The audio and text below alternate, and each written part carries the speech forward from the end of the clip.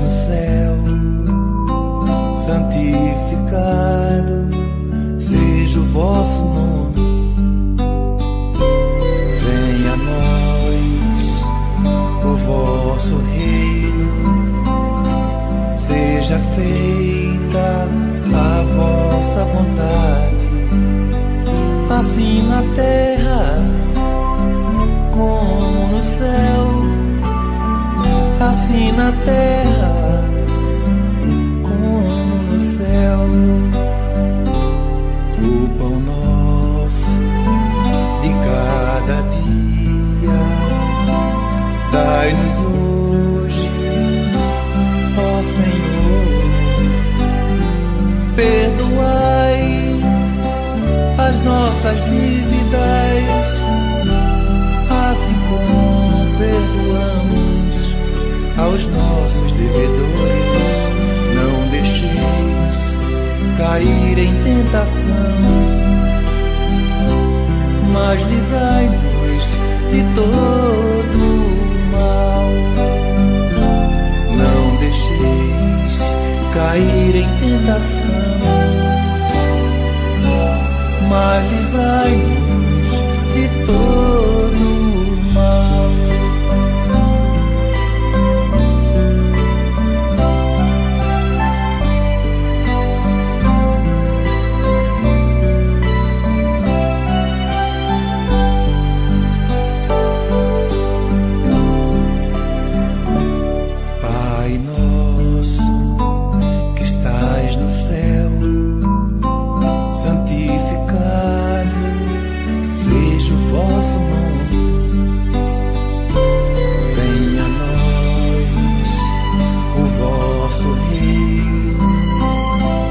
Seja feita a vossa vontade, assim na terra como no céu, assim na terra como no céu.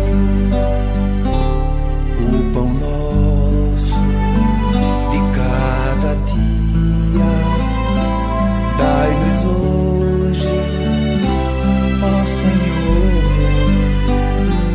Perdoai as nossas dívidas, assim como perdoamos aos nossos devedores. Não deixeis cair em tentação, mas livrai-nos de todo o mal. Não deixeis cair em tentação, mas livrai-nos de todo o mal.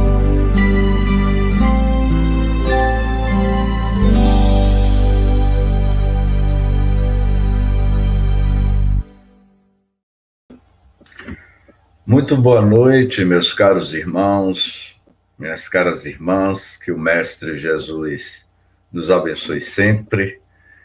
É uma grata alegria participar deste grande projeto da Web Rádio Estação da Luz, o Evangelho por Emmanuel.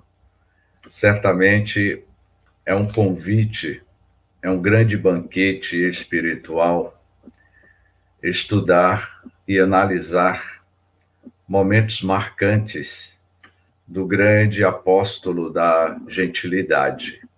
E hoje, as nossas considerações será em cima de uma das cartas de Paulo aos Romanos, no capítulo 1, versículo 17, Paulo comenta: porque nele se descobre a justiça de Deus de fé em fé, como está escrito, mas o gerar da fé. Porque Paulo de Tarso iria escrever estas cartas em um dos momentos mais decisivos da sua existência, que seria em Roma. O que alimentava a alma de Paulo era o alimento da fé. Os testemunhos dolorosos de Paulo em Roma certamente multiplicava a tua fé quando ele estava no cárcere. Portanto, ao escrever Viver pela Fé, analisado por Emmanuel, vai dizer o seguinte: na Epístola aos Romanos, Paulo afirma que o justo viverá pela fé. A vivência do justo, as pegadas do justo, o que é ser justo, na fé que Paulo de Tarso vivenciava. Não poucos aprendizes interpretaram erradamente as assertivas. Supuseram que viver pela fé seria executar rigorosamente as cerimônias exteriores dos cultos religiosos. Existem dois tipos de fé bem distinta, apresentada por Jesus à humanidade e muito bem vivenciada na teoria e na prática que Paulo de Tarso viveu durante o seu momento luminoso ou evolutivo, porque Paulo de Tarso iniciou o seu projeto da construção da fé no seu mundo interior aos 30 anos, e aos 60 anos, 30 anos depois, ele seria decapitado. E durante 3 décadas, ele iria vivenciar a fé interior e não a fé exterior. Porque muitos de nós externamos, eu tenho fé, mas é uma fé de palavras mortas e não de palavras profundas que o próprio apóstolo da gentilidade vivenciava em cada passos, em cada momento da sua existência. E essa citação de Emmanuel diz o seguinte: frequentar os templos, harmonizar-se com os sacerdotes, respeitar a simbologia sectária, indicariam a presença do homem justo, mas nem sempre vemos o bom ritualista aliado ao bom homem. E, antes de tudo, é necessário ser criatura de Deus.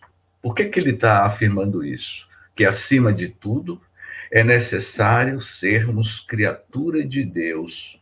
As circunstâncias da existência em que cada um de nós estamos inseridos. Eu sempre venho comentando nas nossas conferências e seminários sobre a vida de Paulo de Tarso. Ele foi o apóstolo que mergulhou de corpo e alma nesta substância divina da fé que Jesus legou à humanidade, como nós vamos comentar nas nossas considerações finais sobre o valor terapêutico da fé como proposta de alavancarmos as nossas moradas interiores, nos transformarmos de dentro para fora com a força do tamanho de um grão de mostarda. Mas Emmanuel, de forma magistral, vai dizendo: Paulo de Tarso queria dizer que o justo será sempre fiel, viverá de modo invariável, na verdadeira fidelidade ao Pai que está nos céus. Vivenciar a fidelidade de Deus, do Pai, é dar o seu testemunho de fé, que foi o caso de Agostinho de Hipona. Agostinho de Hipona, quando ele teve contato com as mensagens do apóstolo Paulo, ele iria passar por uma grande revolução no seu mundo íntimo. Agostinho de Hipona, iria dizer: não se estuda o Evangelho, vive e sofre o Evangelho. Quando eu li os textos de Agostinho de Hipona, escrito por Humberto Holder, um dos seus biógrafos, ele iria dizer que o Evangelho você sofre, viver o Evangelho é sofrer. Sofrer na sua mudança íntima, porque você vai dar checkmate a você mesmo, porque a proposta profunda do Evangelho é você vivenciar as raízes profundas que é a proposta que é a proposta do Evangelho de Jesus para a humanidade. Então, mais adiante, ele vai dizendo: os dias são ridentes e tranquilos, tenhamos boa memória e não desdenhemos a moderação. São escuros e tristes, confiemos em Deus, sem cuja permissão a tempestade não desabaria. Veio o abandono do mundo, o Pai jamais nos abandona. Chegaram as enfermidades, os desenganos, a ingratidão, e eles são todos bons amigos por trazerem até nós a oportunidade de sermos justos, de vivermos pela fé, segundo as disposições sagradas do cristianismo. Certamente, meus caros irmãos, é uma proposta profunda de vivência na prática. A vivência da fé fortalece as fibras íntimas da nossa alma, como estava ocorrendo com Paulo de Tarso, porque quando ele diz, não é, que veio o abandono, que ele foi abandonado, não é? Ele foi ridicularizado, não é? Ele sofreu ingratidão, as dores das nossas almas, as dores das almas da humanidade, que é visitada pela dor, ela só tem uma única terapêutica, como muito bem coloca Paulo de Tarso, a terapêutica da fé. E a gente não pode separar a fé do poder da oração, porque Jesus iria afirmar: se tiverdes fé do tamanho de um grão de mostarda, removerá os grandes obstáculos existentes dentro de nós. Dr. André Newberg e Mark Robert, eles iriam escrever um livro cujo título desse livro foi best-seller na década de 90, que se chamava Como Deus Pode Mudar Sua Mente. E Dr. Annenberg iria dizer, com a esperança de chegar a uma verdadeira cartografia cerebral da fé, todos estes trabalhos que eu publiquei no livro, ele vai afirmando, parece perfeitamente programado para acreditar em Deus e em cada um de nós, herdeiro de um cérebro naturalmente inclinado para produzir o sentimento de que o mundo é habitado por uma entidade superior chamado o poder da fé, que move todos os nossos obstáculos, que fortaleceu a jornada iluminada de Paulo de Tarso, Dr. Martin Luther King Jr. Ele iria, e que foi Prêmio Nobel da Paz em 1964, ele iria dizer: eu tenho um sonho, esta é a nossa esperança, esta é a fé, que regressarei para o sul. Com esta fé, nós poderemos cortar da montanha do desespero uma pedra de esperança. Com esta fé, nós poderemos transformar as discórdias estridentes de nossa nação em uma bela sinfonia de fraternidade. Vejamos bem, que Martin Luther King, protestante, ele iria dizer que o sonho dele era o poder da fé, era esta fé que iria mover os grandes obstáculos. Certamente, Dr. Martin Luther King, como Paulo de Tarso, como Mahatma Gandhi e dentre tantos outros, seriam conduzidos pelo fio cósmico da fé. Madre Teresa de Calcutá, uma certa feita, ela foi questionada sobre o seu testemunho da fé, e ela vai fazer referência a Paulo de Tarso, quando ela diz: a mais potente do universo é a fé. A fé é o grão de mostarda que nos move ao infinito coração do Criador, dizia Madre Teresa de Calcutá. Eu vou tornar a repetir, porque Madre Teresa de Calcutá certamente vivenciava em beber da fonte cristalina do apóstolo da gentilidade. A força mais potente do universo é a fé. E quando nós temos fé, que é uma energia, é uma usina nuclear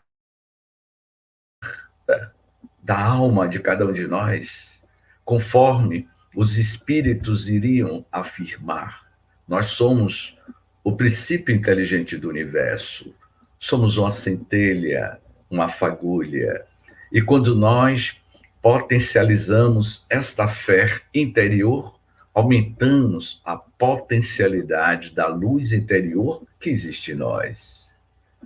Irmã Dulce, o anjo bom da Bahia, ela iria dizer uma frase magistral: tudo que vai com Deus, com fé, vai bem. É preciso ver no sofrimento, não apenas a dor, mas também um tesouro que devemos saber explorar em benefício da nossa alma. O amor supera todos os obstáculos, todos os sacrifícios, por mais que fizermos. Tudo é pouco diante do que Deus faz por nós. E aí, nesse pensamento de Irmã Dulce, ela diz: tudo que vai com Deus, com fé, vai bem.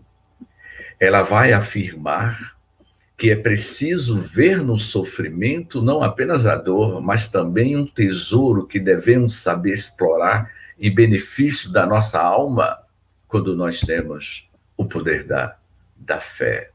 Chico Xavier, que também iria beber das cartas aos Romanos, ele vai dizer que a prece é uma pacificadora de mãos dadas com a fé. No mínimo, a prece nos pacifica, fortalecendo a nossa fé para encontrarmos por nós mesmos a saída para a dificuldade que estejamos enfrentando.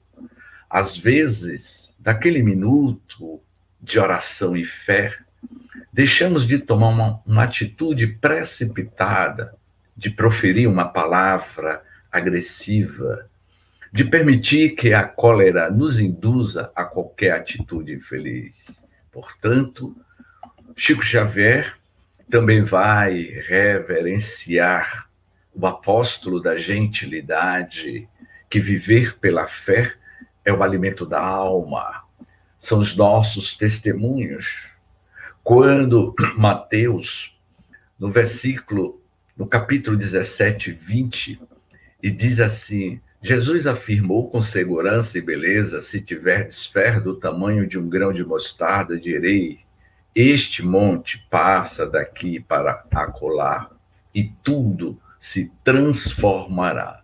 Portanto, meus queridos irmãos, minhas queridas irmãs, viver a vivência do Evangelho de nosso Senhor Jesus Cristo é uma busca infinita destas partículas da fé existente no mundo interior de cada um de nós. Quando Paulo de Tarso, analisado por Emmanuel, das nossas dificuldades, não é? Destes testemunhos que nós estamos vivenciando nos dias atuais, com a pandemia, esta pandemia, que está assolando a humanidade e que já ceifou milhões de vidas, temos lembrado do momento em que Paulo de Tarso, ao escrever as cartas aos romanos, no seu cárcere, os soldados e legionários romanos ficaram perplexos pela serenidade de Paulo de Tarso. O governo romano, os Césares, lavou uma ata de sacrificar Paulo de Tarso. Foi jogado em seu de ter colocado fogo na cidade, em Roma. Roma em chamas, e tinha que ter um bode expiatório. E diante desta acusação, Paulo de Tarso, questionado pelos seus companheiros, como Lucas, dentre tantos outros, iria perguntar como ele se sentia. E Paulo de Tarso iria dizer: Jesus sabe o que faz com todos nós. No momento em que Paulo de Tarso foi levado para ser decapitado, ele, na sua serenidade, na sua inteireza da tua alma, com a consciência total, sabendo que deixaria tombar-se um corpo, mas a tua alma seria carregada pela fé que transbordava naqueles minutos instantes na estrada de Damasco, quando Saulo de Tarso tomba em queda redonda e vê a voz do Cristo falando à tua alma. Naquele momento se iniciava um processo de catarse. Estava desaparecendo o velho homem, Saulo de Tarso, para surgir o novo homem, Paulo de Tarso. E naquele exato momento, ele vai afirmar: Senhor, que queres que eu faça? Neste momento, era ativado o sinete da fé, da alma, do jovem tarsense Saulo de Tarso. Naquele momento, ele iria ter a fé como o instrumento, como a bússola de orientação na jornada da tua vida, porque a vida de Paulo de Tarso não foi fácil, foi dolorosa, cheia de espinhos. Ele foi escorraçado, ele não foi aceito de imediato pela comunidade da Casa do Caminho. E o que movia Paulo era o poder da fé, porque ele foi tocado pela luz do mundo, pela luz da vida, por aquele que dizia: eu sou o caminho, a verdade e a vida.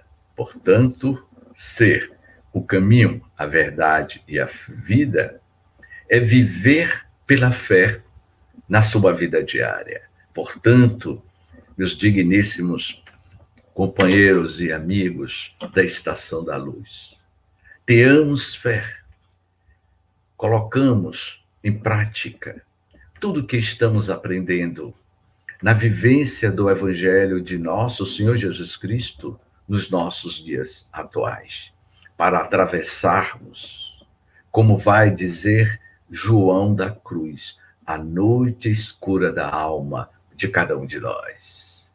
Essa noite escura da alma, que é uma escuridão silenciosa na inteireza da nossa alma, só conseguiremos atravessá-la se estivermos junto com esta fé, aumentando a potencialidade da fé nas nossas convicções de que Deus, este Cristo planetário, é o governador absoluto da Terra, que é o criador em plano maior, e que Deus é a substância divina que aure esta fé que move o universo e os universos. E nós somos este grande contexto dentro da sinfonia universal. Nós somos parte integrante desta fé cósmica, deste universo cósmico, conforme os espíritos responderam a Allan Kardec na primeira pergunta do Livro dos Espíritos, que é Deus. Deus é a inteligência suprema, a causa primeira ou primária de todas as coisas. Portanto, nós somos essa substância divina, esta partícula da fé, que é do halo do divino peregrino da esperança. Gratidão, muita paz, que Jesus nos abençoe. E hoje está sendo o nosso primeiro comentário, estudo das cartas do Evangelho por Emmanuel, e que durante esses meses que se seguem estaremos profundamente voltados a esse sentimento de gratidão. Gratidão pela presença da nossa companheira e amiga de estudo, que vai participar conosco, dividindo estas cartas dos comentários de Paulo de Tarso, que são cartas, que são pérolas, são diamantes, são fascículos de luzes, iluminando as nossas jornadas. Gratidão, muita paz, até breve.